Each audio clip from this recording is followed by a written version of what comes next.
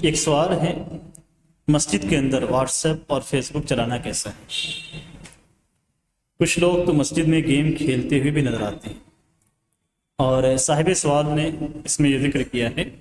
کہ میں نے خود اپنی آنکھ سے 2 مرتبہ مشاہدہ کیا ہے۔ اس میں کئی چیزیں ذکر کی گئی ہیں، واٹس ایپ اور فیس بک۔ واٹس ایپ اور فیس بک یہ دونوں ایسی چیزیں ہیں جن میں اچھائیاں بھی ہیں، برائیاں بھی ہیں، جن میں خیر کا پہلو بھی ہے اور شر کا پہلو بھی ہے۔ واٹس ایپ میں اگر آپ کسی کے مضمون کو پڑھ رہے ہیں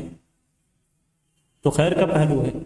وہ اگر خاص طور سے اگر وہ مضمون اسلامی ہے، اچھا ہے، پاکیزہ ہے، اس میں کسی قسم کا فحش نہیں ہے، لغو باتیں نہیں ہیں، تو ایسی صورت میں کوئی حرج کی بات نہیں ہے۔ اگر واٹس ایپ پہ اس طرح کے کوئی پروگرام ہیں، یا آپ کہیں کہ واٹس ایپ پہ اس طرح کا کوئی مضمون ہے اور مضمون کے اندر اسلامی مضمون ہے جس میں اللہ اور اس کے رسول کی بات کہی گئی ہے، تو کوئی حرج کی بات نہیں۔ اسی طریقے سے فیس بک کا بھی معاملہ ہے۔ فیس بک میں اگر آپ اچھے مضامین پڑھ رہے ہیں اور دینی مضامین پڑھ رہے ہیں تو کوئی حرج کی بات نہیں ہے، اور اس کی مثال ایسی ہی ہوگی جیسے آپ ریاض الصالحین یا دوسری کتابیں اٹھا کر اس کی شرح پڑھ رہے ہوں یا اس کے اندر حدیث کی باتیں پڑھ رہے ہوں، تو ان دونوں میں کوئی فرق نہیں۔ موبائل میں آپ کسی کتاب کو پڑھیں، کسی دینی کتاب کو پڑھیں، چاہے واٹس ایپ پہ، فیس بک پہ، یا کتاب کو کھول کر پڑھیں، اور خود آپ مسجد کے اندر بیٹھ کر کوئی کتاب پڑھیں، ان دونوں میں کوئی فرق نہیں۔ لیکن لغویات جو آپ یہ کہہ رہے ہیں کہ جن میں فحش ہیں، اگر اس طرح کی چیزیں ہیں تو یہ نہ آپ کے گھر میں مناسب ہیں نہ آپ کے مسجد میں مناسب ہیں۔ وہ چیزیں جو گندی ہیں وہ آپ کے گھر میں مناسب نہیں ہیں اور مساجد میں بدرجہ اولا مناسب نہیں ہیں۔ 2 چیزیں ہوں گی۔ ایک تیسری صورت ہے، وہ چیزیں جو دینی نہیں ہیں اور وہ چیزیں فحش بھی نہیں ہیں، دنیاوی چیزیں ہیں، تو اگر آپ کے اس فیس بک پہ یا واٹس ایپ پہ اسے پڑھنے سے کسی کو تکلیف نہیں ہوتی ہے یا آپ اسے باہر جا کر پڑھ سکتے ہیں تو بہتر یہ ہے کہ آپ باہر جا کے پڑھیں۔ اگر تکلیف ہوتی ہے کسی کو، یعنی آپ کے پڑھنے کی وجہ سے کسی بغل میں پڑے ہوئے شخص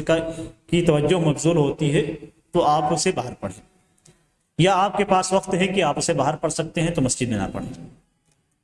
اس لیے کہ مسجد اللہ تبارک و تعالیٰ کے ذکر کے لیے ہے، جیسا کہ نبی اکرم صلی اللہ علیہ وسلم نے فرمایا کہ یہ اللہ تبارک و تعالیٰ کے ذکر،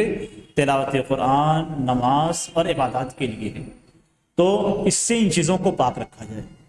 ایک اہم چیز جو اس تعلق سے کہنا چاہوں گا وہ یہ کہ بسا اوقات ہم مباح چیزوں کو مسجد میں استعمال کرتے ہیں اور بعد میں یہی استعمال ہمارا دوسرے افراد کو برائی تک لے جاتا ہے۔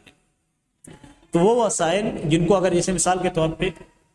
اگر ہم یہاں پہ فیس بک اور واٹس ایپ استعمال کر رہے ہیں بیٹھ کر، اور دوسرا فرد اسے دیکھتا ہے، یعنی کوئی ہم ایسی چیز نہیں دیکھتے ہیں جو حرام ہے، جو شرعاً قبیح ہے، اس کو نہیں دیکھ رہے ہیں، بس ہم جائز اور حلال یا مستحب چیزوں کو دیکھتے ہیں، لیکن ہمارے اس دیکھنے سے کا اثر یہ پڑتا ہے کہ مولانا صاحب مسجد میں بیٹھ کے فیس بک چلا رہے تھے، اس کا مطلب فیس بک چلانا جائز ہے۔ واٹس ایپ چلا رہے تھے، اس سے مطلب یہ ہوا کہ واٹس ایپ چلانا جائز ہے۔ تو اب جو یہ مسجد میں داخل ہوتا ہے، 5 منٹ 10 منٹ نماز میں باقی ہے یا نماز سے فارغ ہوتا ہے، تو اپنا فیس بک کھول کر یا اپنا واٹس ایپ کھول کر بیٹھ جاتا ہے۔ اب یہ اگر رواج پاتا چلا گیا تو وہ افراد جن کے دلوں کے اندر تقوی، پرہیزگاری نہیں ہے، یا جن کے اندر مساجد کا احترام زیادہ نہیں ہے، کل وہ گندی چیزیں مسجدوں میں کھولنا شروع کر دیں گے۔ اس لیے ذرائع کے طور پہ، سد ذرائع کے طور پہ ان تمام وسائل کو بند رکھنا چاہیے۔ اگر آپ کو یہی کام کرنا ہے تو مسجد سے باہر آپ گھر میں جائیں۔ موبائل کا استعمال مسجد کے اندر قرآن پڑھنے کے لیے کریں، دینی معلومات کے لیے کریں، یا بہت ضروری کوئی ایسا کام ہو جو دنیاوی نہ ہو، یعنی لین دین سے متعلق نہ ہو، خرید و فروخت سے متعلق نہ ہو، یا اعلانات سے متعلق نہ ہو، اسے آپ یہاں سے کر سکتے ہیں اگر بہت ضروری ہے تو۔ جہاں تک گیم کھیلنے کی بات ہے تو مساجد لہو و لعب کی جگہ نہیں ہے، چاہے آپ اسے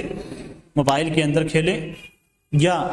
بچوں کو چھوڑ دیں پیچھے وہ کھیلتے رہیں،